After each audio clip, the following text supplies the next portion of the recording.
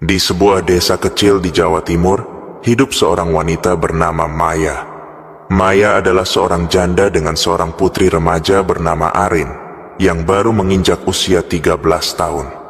Setelah bercerai 4 tahun lalu, Maya memutuskan untuk hidup mandiri bersama Arin di sebuah rumah sederhana yang cukup jauh dari rumah orang tuanya. Kisah ini bermula ketika Maya menjalin hubungan dengan seorang pria bernama Fajar.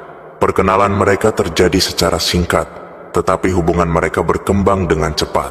Maya merasa bahwa Fajar adalah pria yang bertanggung jawab dan penuh perhatian, tidak hanya pada dirinya, tetapi juga pada Arin. Hal ini membuat Maya yakin bahwa Fajar adalah pasangan hidup yang tepat. Namun, hubungan ini tidak berjalan mulus. Kedua belah pihak keluarga memiliki pandangan yang berbeda terhadap hubungan mereka. Orang tua Maya, meskipun awalnya tidak menunjukkan penolakan langsung, lambat laun menyuarakan ketidaksetujuan mereka. Mereka menganggap bahwa Fajar, yang berasal dari keluarga kaya dan terpandang, mungkin tidak akan serius menjalani hubungan dengan Maya, yang seorang janda. Di sisi lain, penolakan dari keluarga Fajar jauh lebih keras. Orang tua Fajar, terutama ibunya yang bernama Bu Wulan, tidak hanya menolak hubungan tersebut, tetapi juga melontarkan kata-kata kasar terhadap Fajar. Bu Wulan menentang keras hubungan anaknya dengan Maya, karena ia tidak ingin anaknya menikah dengan seorang wanita yang dianggapnya memiliki status sosial lebih rendah. Fajar dan Maya, yang saling mencintai, mencoba untuk tidak mempedulikan pertentangan ini. Mereka tetap melanjutkan hubungan mereka, meskipun tekanan dari keluarga terus membayangi. Fajar akhirnya memutuskan untuk meninggalkan rumah orang tuanya dan hidup mandiri bersama Maya. Hal ini menjadi keputusan besar dalam hidup Fajar, mengingat hubungan dengan keluarganya sangat penting baginya. Setelah banyak diskusi dan perdebatan, Maya dan Fajar akhirnya sepakat untuk menikah. Maya bahkan memohon kepada ayahnya untuk menjadi wali nikahnya. Namun, ketika Maya mengunjungi rumah orang tuanya, ayahnya hanya diam tanpa memberikan jawaban. Meskipun begitu, pada hari pernikahan, ayah Maya datang untuk menjadi walinya, meskipun tanpa sepatah kata pun. Maya merasa terharu dan bersyukur, karena meski tanpa dukungan penuh, ayahnya tetap hadir.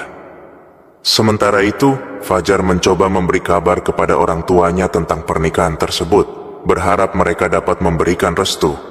Namun jawaban yang diberikan oleh Bu Wulan sangat menyakitkan. Aku lebih baik kehilangan anak daripada menerima perempuan itu sebagai menantuku. Sampai kapanpun, aku tidak akan merestui pernikahan ini, kata Bu Wulan dengan nada tajam. Pernikahan Maya dan Fajar pun berlangsung sederhana, hanya dihadiri oleh beberapa orang terdekat. Setelah menikah, mereka memulai hidup baru di sebuah rumah kontrakan kecil. Meski kondisi ekonomi mereka masih jauh dari stabil, Maya dan Fajar menjalani hari-hari mereka dengan penuh cinta dan harapan. Namun, bayang-bayang penolakan dari keluarga Fajar terus menghantui. Kata-kata penuh kebencian dari Bu Wulan tetap terngiang di telinga mereka. Maya berusaha kuat, meski ia tahu jalan yang mereka tempuh tidak akan mudah. Di balik senyum bahagianya, Maya menyimpan kekhawatiran tentang masa depan yang akan mereka jalani bersama. Setelah pernikahan yang sederhana namun penuh makna, Maya dan Fajar memulai kehidupan baru mereka di sebuah rumah kontrakan kecil di pinggiran kota. Meski jauh dari kemewahan, mereka merasa bahagia karena akhirnya bisa bersama tanpa hambatan langsung dari keluarga. Namun, kehidupan mandiri ini segera menguji mereka dengan berbagai tantangan, terutama dalam hal ekonomi. Fajar, yang baru saja keluar dari rumah orang tuanya, mulai bekerja sebagai karyawan di sebuah toko material. Gajinya cukup untuk memenuhi kebutuhan dasar mereka, tetapi jauh dari kata cukup untuk memenuhi kebutuhan jangka panjang. Maya, di sisi lain, membantu dengan membuka usaha kecil-kecilan menjual makanan ringan di rumah. Mereka berdua bekerja keras untuk membangun kehidupan yang layak. Namun, tekanan batin dari konflik keluarga belum sepenuhnya mereda. Kata-kata terakhir Bu Wulan yang penuh kebencian masih terngiang di benak Fajar. Setiap kali ia menghadapi kesulitan, ia tak bisa menahan perasaan bersalah karena telah memilih untuk melawan keinginan ibunya. Maya, meskipun berusaha terlihat tegar, juga merasakan beban yang sama. Dia khawatir penolakan dan kemarahan keluarga Fajar akan membawa dampak buruk pada hubungan mereka. Gangguan pun mulai muncul dalam berbagai bentuk, tidak hanya berupa tekanan emosional, tetapi juga hal-hal aneh yang tidak bisa dijelaskan secara logis. Suatu malam, ketika mereka sedang berbincang santai di ruang tamu, terdengar suara ketukan keras di jendela. Ketika Fajar memeriksa, tidak ada siapapun di luar. Kejadian ini berulang beberapa kali, membuat Maya dan Fajar mulai merasa tidak nyaman. Keesokan harinya, Maya menemukan segumpal rambut panjang di depan pintu rumah mereka. Rambut itu terikat seperti dalam buntelan, sesuatu yang terlihat tidak biasa. Maya mencoba mengabaikan hal itu, tetapi perasaan aneh terus menghinggapinya. Dia mulai merasa ada sesuatu yang salah. Gangguan tidak hanya datang dari luar. Arin, putri Maya, mulai sering sakit-sakitan tanpa sebab yang jelas. Demam tinggi datang secara tiba-tiba, membuat Maya cemas. Setiap kali dibawa ke dokter, hasilnya selalu sama. Tidak ada masalah serius yang ditemukan. Namun, kondisi Arin tetap tidak membaik. Di tengah kesulitan ini, Maya dan Fajar tetap berusaha saling mendukung. Mereka semakin mendekatkan diri kepada Tuhan, berharap mendapat perlindungan dan kekuatan. Fajar mulai rutin bangun di sepertiga malam untuk salat tahajud, sementara Maya terus berdoa dengan sepenuh hati agar keluarganya diberikan ketenangan dan keselamatan. Pada saat yang sama, Maya mulai mencari tahu penyebab dari gangguan-gangguan yang mereka alami. Ia berbicara dengan beberapa tetangga dan teman-temannya, yang kemudian menyarankan agar Maya berkonsultasi dengan seseorang yang lebih paham tentang hal-hal gaib. Meski awalnya ragu, Maya merasa ini mungkin satu-satunya cara untuk memahami apa yang sedang terjadi. Sementara itu, hubungan dengan keluarga Fajar tetap membeku. Tidak ada komunikasi sama sekali sejak pernikahan mereka. Fajar beberapa kali mencoba menghubungi ayahnya, tetapi panggilannya tidak pernah dijawab. Maya tahu, meskipun Fajar tidak mengungkapkannya secara langsung, dia merindukan keluarganya dan berharap suatu hari mereka bisa menerima pernikahan ini. Namun, dalam hati Maya, ia merasa bahwa penolakan keluarga Fajar bukan sekadar persoalan emosi. Ada sesuatu yang lebih dalam, sesuatu yang mungkin berhubungan dengan kejadian-kejadian aneh yang mereka alami. Hari-hari berlalu dan gangguan yang dialami Maya, Fajar, serta Arin semakin intens. Malam-malam mereka diisi dengan perasaan cemas dan tidak tenang. Suara ketukan di jendela semakin sering terjadi, dan kali ini disertai dengan suara langkah kaki di atap rumah mereka. Setiap kali Fajar mencoba memeriksa, ia tidak menemukan apa-apa. Salah satu malam, ketika Maya sedang menonton televisi sendirian di ruang tamu, tiba-tiba lampu berkedip-kedip diikuti suara keras seperti kaca pecah dari arah dapur. Saat Maya memeriksa, ia menemukan sebuah gelas terjatuh tanpa alasan jelas. Maya merasakan bulu kuduknya berdiri, tetapi ia berusaha menenangkan diri. Sementara itu, kondisi Arin semakin memburuk. Ia sering mengigau di malam hari, menyebut hal-hal aneh seperti ada yang mengawasi atau ada perempuan berdiri di sudut kamar. Maya merasa tidak berdaya, tetapi ia tahu bahwa sesuatu harus dilakukan. Pada suatu malam, Maya sedang bersiap untuk salat malam, ketika ia merasakan dorongan kuat untuk membuka tirai jendela kamar. Awalnya ia menahan diri, tetapi dorongan itu semakin kuat. Dengan hati-hati, Maya membuka tirai tersebut, dan yang ia lihat membuatnya terkejut. Di luar jendela, ia melihat kepala manusia yang penuh darah dengan mata melotot menatap tajam ke arahnya. Saking terkejutnya, Maya berteriak histeris, membangunkan Fajar dan Arin. Fajar segera berlari ke kamar Maya, tetapi ketika ia memeriksa jendela, tidak ada apa-apa di luar. Maya menangis ketakutan, sementara Arin ikut gemetar di samping ibunya. Kejadian itu membuat Maya yakin bahwa gangguan yang mereka alami bukanlah gangguan biasa.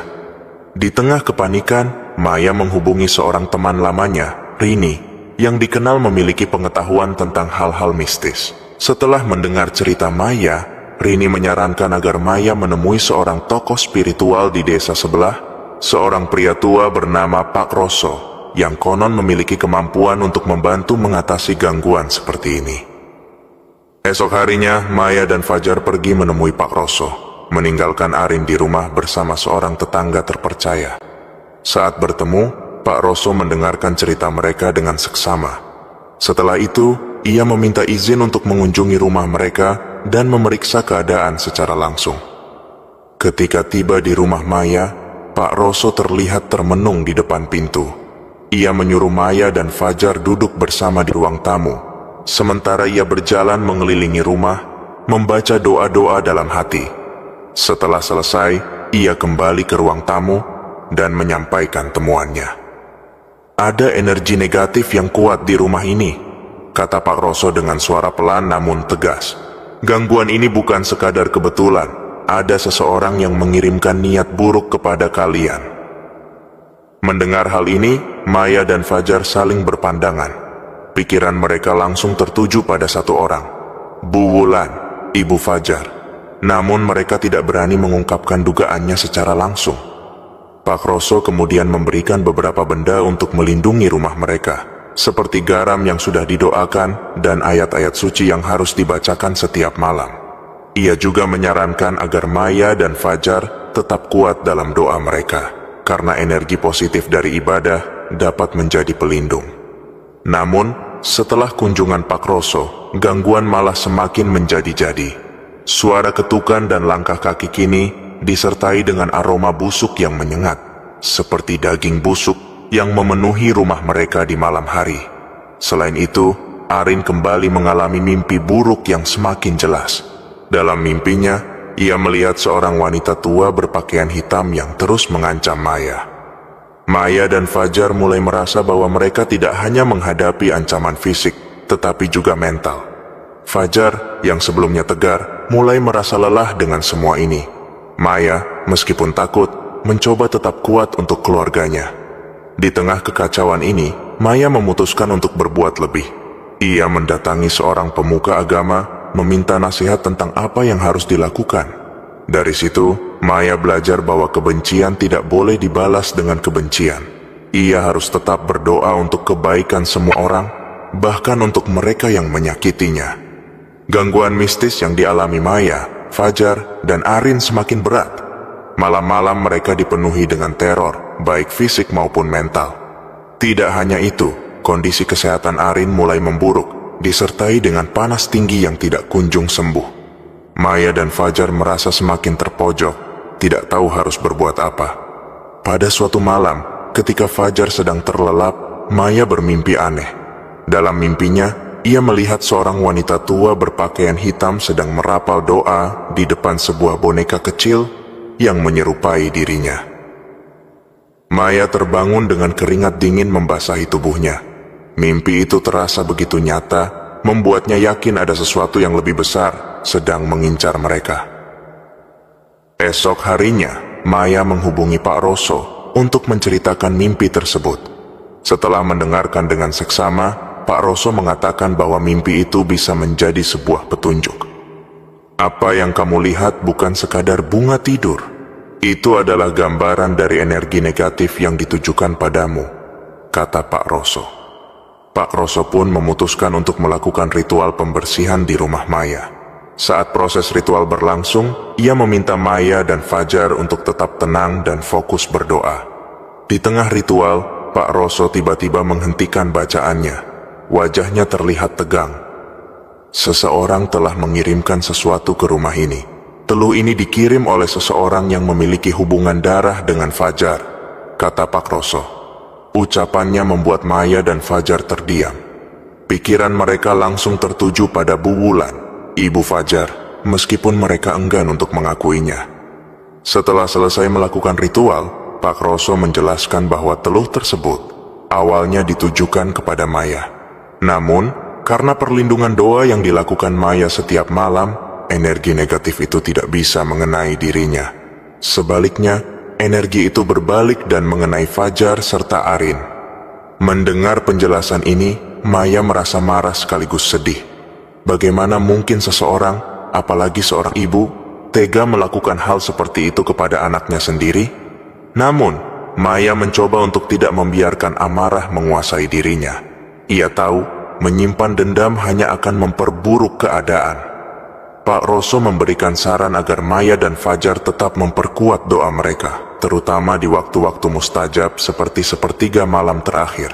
Ia juga memberikan beberapa benda yang telah diberkati untuk diletakkan di sudut-sudut rumah sebagai perlindungan. Malam itu, Maya kembali bermimpi. Kali ini, ia melihat sosok Bu Wulan berdiri di depan rumah mereka sambil membawa sebuah selendang merah. Dalam mimpi itu, Bu Wulan melemparkan selendang tersebut ke arah Maya. Selendang itu terasa berat dan dingin, seperti membawa beban yang tidak terlihat. Maya terbangun dengan perasaan sesak, seolah-olah selendang itu benar-benar menimpa dirinya. Ketika menceritakan mimpi ini kepada Fajar, suaminya terlihat semakin muram. Ia tidak bisa menyangkal lagi bahwa semua ini berkaitan dengan ibunya. Fajar pun merasa tertekan karena tidak tahu bagaimana cara menghadapi situasi ini tanpa memperburuk hubungan mereka dengan keluarganya. Maya memutuskan untuk berkonsultasi dengan seorang kiai di daerahnya. Kiai tersebut, yang dikenal dengan kebijaksanaannya, mendengarkan cerita Maya dengan penuh perhatian. Setelah mendengar semuanya, ia mengatakan bahwa hal ini adalah ujian besar bagi keluarga mereka. Kalian harus tetap sabar dan memaafkan meskipun sulit. Jangan biarkan kebencian menguasai hati kalian, karena itu justru akan melemahkan perlindungan kalian sendiri, kata kiai tersebut. Ia juga memberikan nasihat untuk memperbanyak membaca ayat-ayat Al-Quran dan berzikir, karena energi positif yang tercipta dari ibadah akan menjadi benteng bagi mereka. Maya dan Fajar pun berjanji untuk menjalankan nasihat tersebut dengan sepenuh hati. Beberapa hari kemudian, Maya memberanikan diri untuk menghubungi Bu Wulan. Ia ingin mencari jalan tengah, berharap bisa memperbaiki hubungan meskipun tahu itu tidak mudah. Namun, teleponnya tidak pernah diangkat. Bahkan Fajar yang mencoba menghubungi keluarganya juga tidak mendapatkan respons. Ketegangan antara Maya dan Bu Wulan semakin terasa, meskipun tidak ada konfrontasi langsung. Maya merasa bahwa jalan yang harus mereka tempuh masih panjang, tetapi ia yakin bahwa dengan doa dan usaha, kebenaran akan terungkap dan kedamaian akan kembali. Setelah mendapat penjelasan dari Pak Roso dan seorang kiai terkemuka, Maya dan Fajar menyadari bahwa mereka harus mengambil tindakan serius untuk melawan teluh yang mengincar keluarga mereka. Gangguan yang mereka alami tidak hanya menguras energi fisik, tetapi juga menguji ketahanan mental mereka. Maya, dengan tekad yang kuat, memutuskan untuk lebih mendekatkan diri pada Allah dan memperkuat ibadahnya. Setiap malam, Maya mulai rutin bangun di sepertiga malam terakhir untuk sholat tahajud.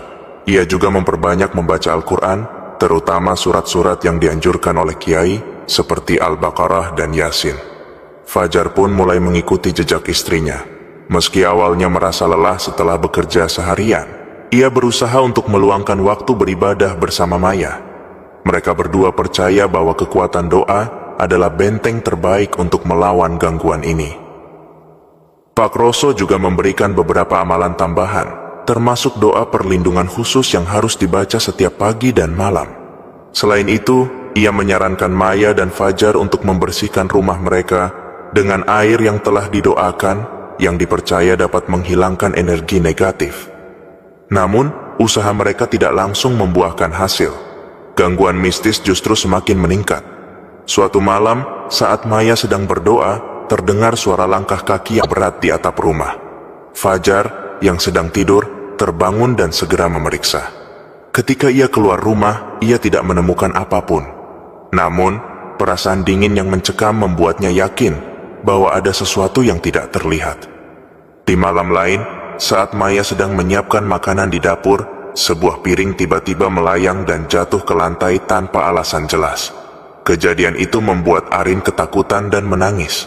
Maya hanya bisa memeluk putrinya, mencoba menenangkannya meskipun hatinya sendiri diliputi ketakutan.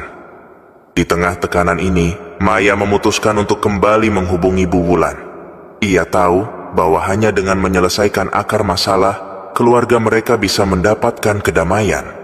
Setelah berulang kali mencoba, akhirnya telepon Maya diangkat. Suara Bu Wulan terdengar dingin di seberang sana. "Apalagi yang kamu mau?"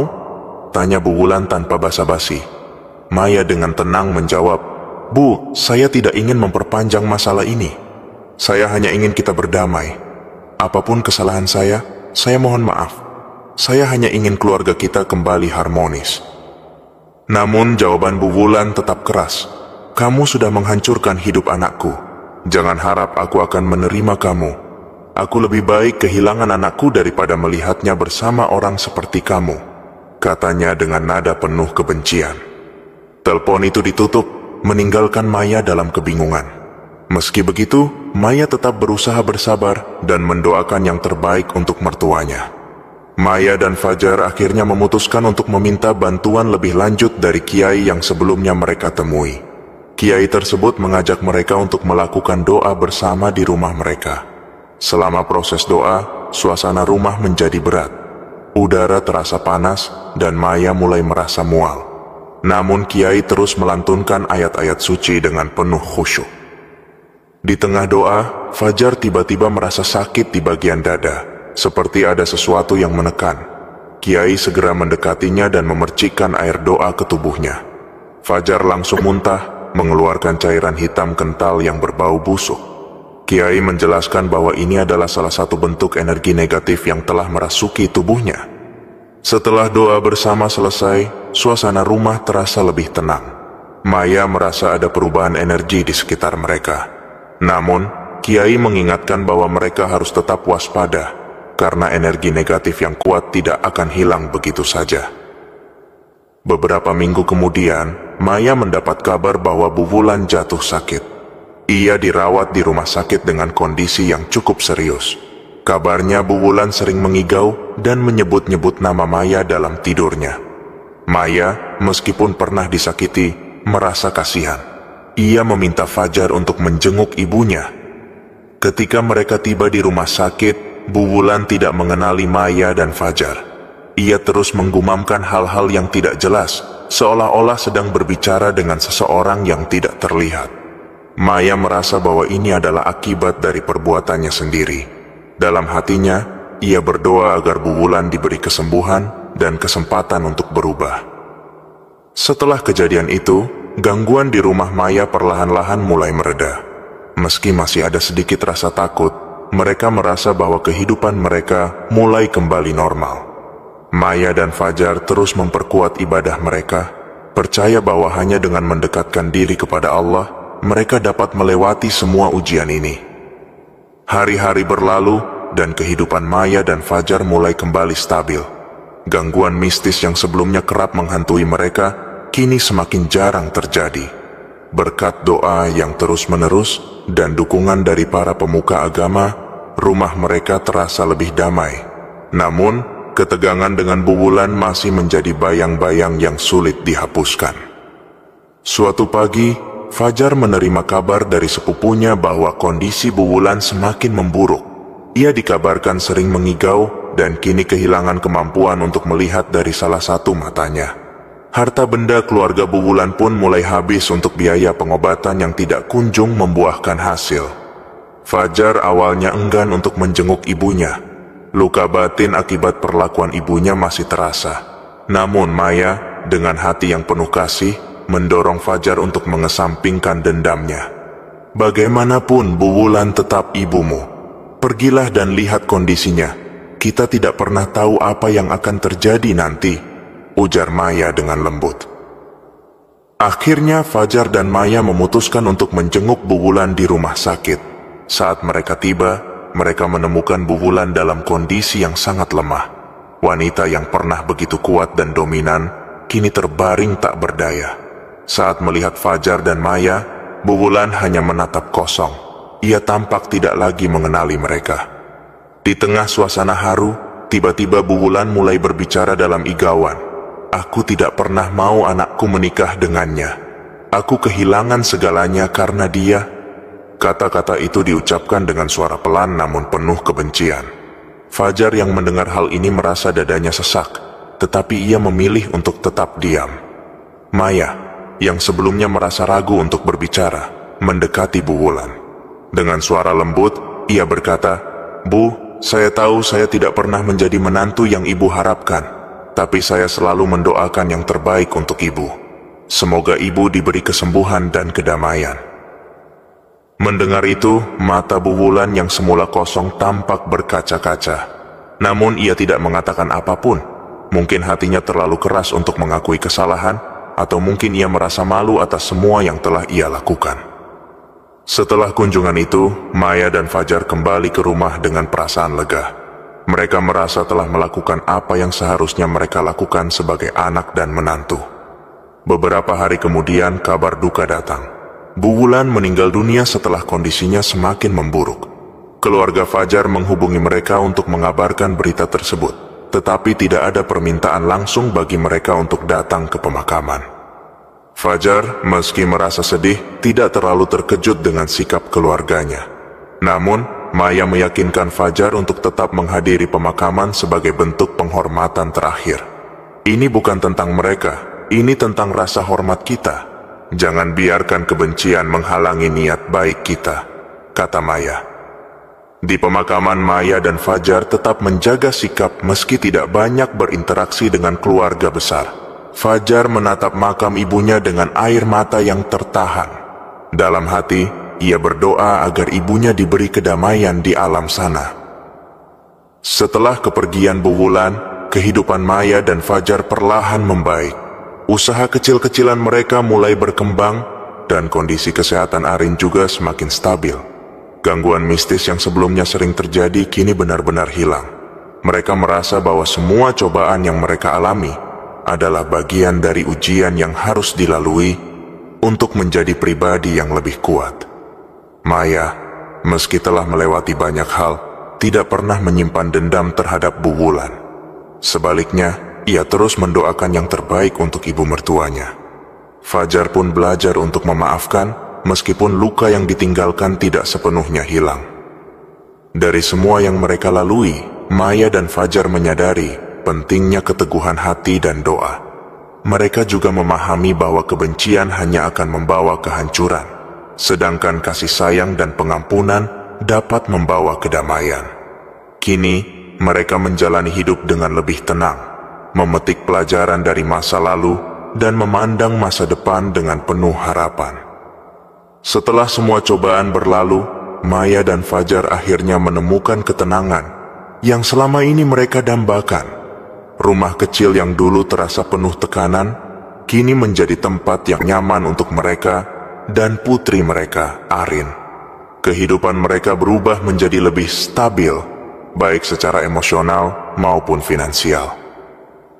Usaha kecil-kecilan Maya dalam berjualan makanan ringan berkembang pesat. Berkat bantuan Fajar yang mulai memasarkan produknya secara daring, pesanan dari luar daerah mulai berdatangan. Dengan kerja keras dan ketekunan, mereka berhasil menyewa tempat usaha yang lebih besar. Kini, mereka tidak hanya menjual makanan ringan tetapi juga menyediakan catering kecil untuk acara-acara lokal. Fajar pun mendapat promosi di tempat kerjanya. Usahanya yang tak kenal lelah selama bertahun-tahun, akhirnya diakui oleh atasannya. Dengan penghasilan yang lebih baik, Fajar mulai merencanakan masa depan yang lebih cerah untuk keluarganya. Arin, yang sebelumnya sering sakit, kini tumbuh menjadi anak yang sehat dan ceria. Ia kembali aktif di sekolah dan bahkan mulai mengikuti berbagai kegiatan ekstrakurikuler. Melihat senyum Arin yang tulus, Maya merasa semua perjuangan mereka tidak sia-sia. Arin pun mulai menunjukkan minat dalam seni, terutama menggambar, yang kemudian didukung penuh oleh Maya dan Fajar. Setelah kematian Bu Wulan, hubungan Fajar dengan keluarganya perlahan-lahan membaik. Beberapa kerabat yang sebelumnya ikut menentang pernikahan mereka, kini mulai membuka hati. Meski tidak semua hubungan sepenuhnya pulih, Fajar dan Maya merasa bersyukur karena setidaknya ada langkah awal menuju rekonsiliasi. Salah satu momen penting terjadi ketika sepupu Fajar, Dina, mengunjungi mereka untuk meminta maaf. Dina mengaku bahwa ia merasa bersalah karena sempat mendukung pandangan negatif Bu Wulan tentang Maya. Maya menerima permintaan maaf itu dengan lapang dada, memperlihatkan sikap penuh pengertian. Maya sering merenungkan perjalanan hidupnya. Ia menyadari bahwa semua cobaan yang datang adalah bagian dari takdir untuk membentuk dirinya menjadi pribadi yang lebih kuat. Setiap doa yang ia panjatkan, setiap air mata yang ia teteskan, ternyata tidak sia-sia. Kini, Maya dan Fajar lebih bijak dalam menghadapi hidup dan lebih bersyukur atas hal-hal kecil yang mereka miliki. Mereka juga mulai berbagi pengalaman kepada orang lain. Maya sering diundang ke acara-acara lokal untuk berbicara tentang pentingnya ketabahan dan doa dalam menghadapi cobaan hidup. Fajar, di sisi lain, mulai aktif di komunitas lingkungan tempat tinggal mereka, membantu tetangga yang membutuhkan dan menjadi panutan bagi banyak orang. Meski telah melewati banyak rintangan, Maya dan Fajar tahu bahwa hidup tidak akan selalu berjalan mulus. Namun, mereka percaya bahwa dengan kekuatan doa dan dukungan satu sama lain, tidak ada tantangan yang tidak bisa mereka atasi. Mereka berencana untuk menabung lebih banyak agar bisa membeli rumah sendiri suatu hari nanti dan memastikan pendidikan Arin berjalan lancar. Malam-malam mereka kini diisi dengan kebahagiaan sederhana.